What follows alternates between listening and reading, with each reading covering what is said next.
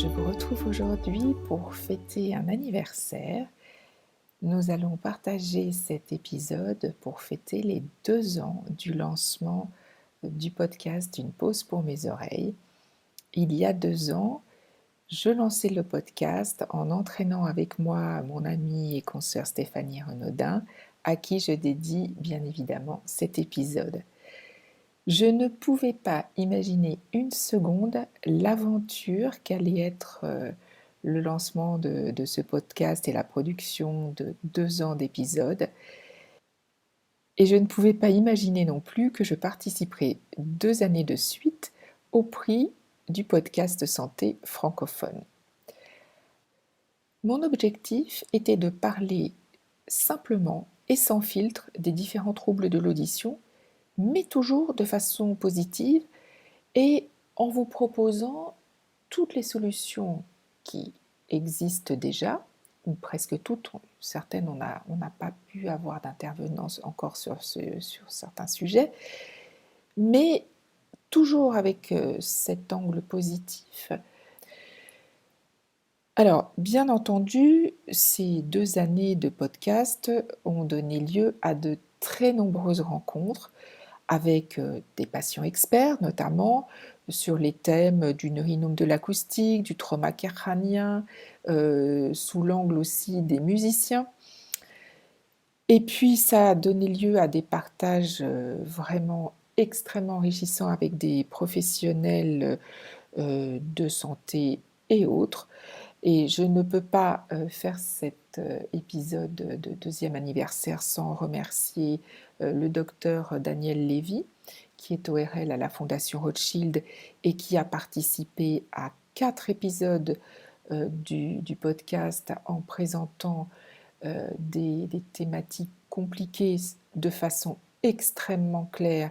Et ces épisodes ont d'ailleurs eu de nombreuses écoutes et je le remercie vraiment parce qu'il a donné des informations médicales, mais de façon compréhensible à toutes et tous, et qui dédramatise un peu les pathologies qu'il a évoquées, comme la maladie de Ménière par exemple, ou les instabilités chroniques.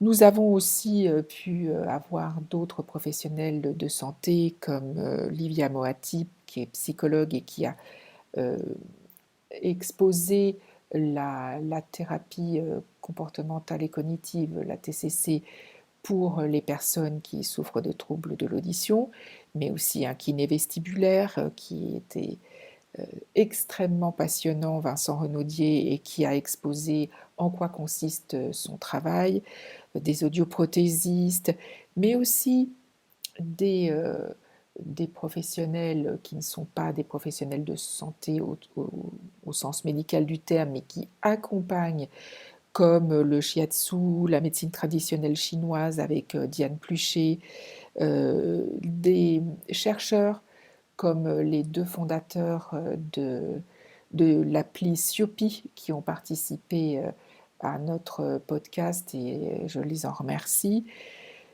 Et puis bien sûr, de nombreux partages avec Stéphanie pour le début du podcast où elle a pu m'accompagner, où nous avons exposé déjà nos propres expériences, mais aussi celles de nos clients en tant que sophrologues. Et puis tous les intervenants qui nous ont fait confiance, qui ont accepté de partager leur expérience de patient. Pour certains, c'était pas toujours simple de partager ce vécu qui au départ notamment a pu être difficile sur le plan des expériences vécues. Et puis ça a été des partages aussi avec nos auditeurs et nos auditrices. Le but était de créer un lien avec vous qui nous avez suivis pendant ces 2 ans.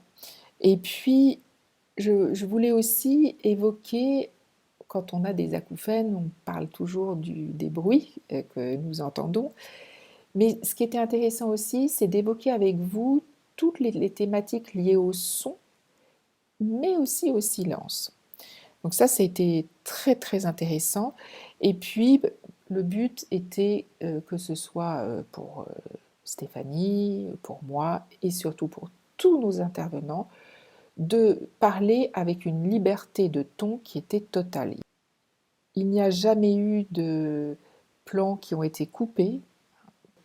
La parole était libre. Et ça, c'était quelque chose de très, très important pour moi. Alors maintenant, que va devenir le podcast? Quelle va être la suite du podcast?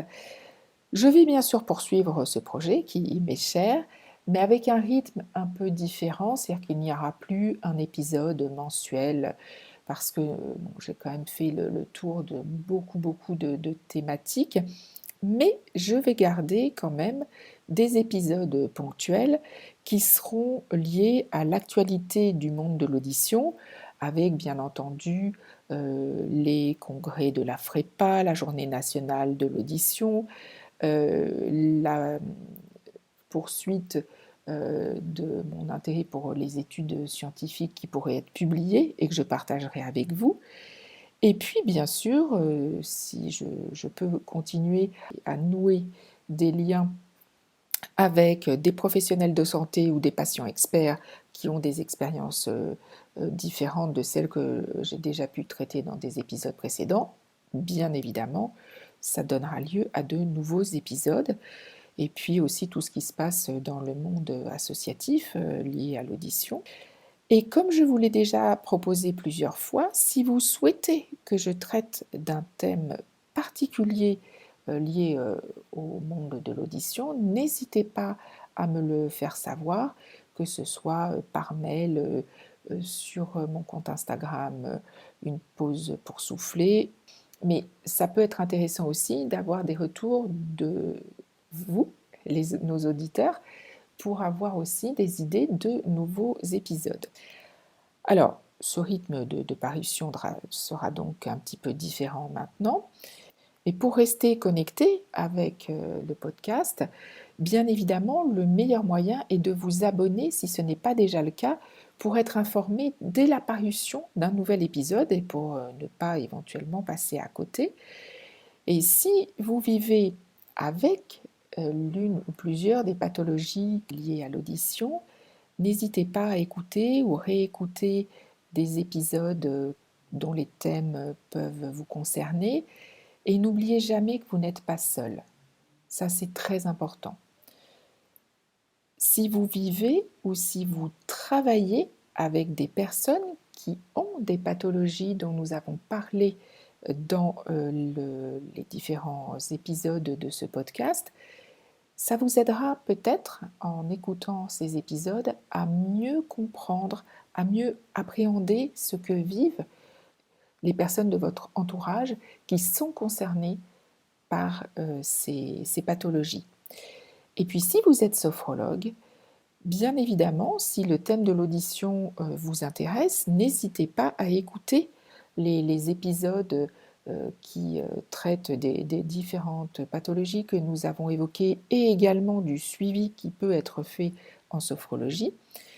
Vous apprendrez un petit peu comment accompagner vos clients en cabinet. Et si le thème vous intéresse vraiment, vous pouvez nous rejoindre sur la plateforme Bien Relax pour suivre notre formation qui est dédiée à l'audition avec de très nombreuses informations, de la documentation et bien sûr de nombreuses pratiques adaptées aux acouphéniques ou aux hyperacousiques notamment.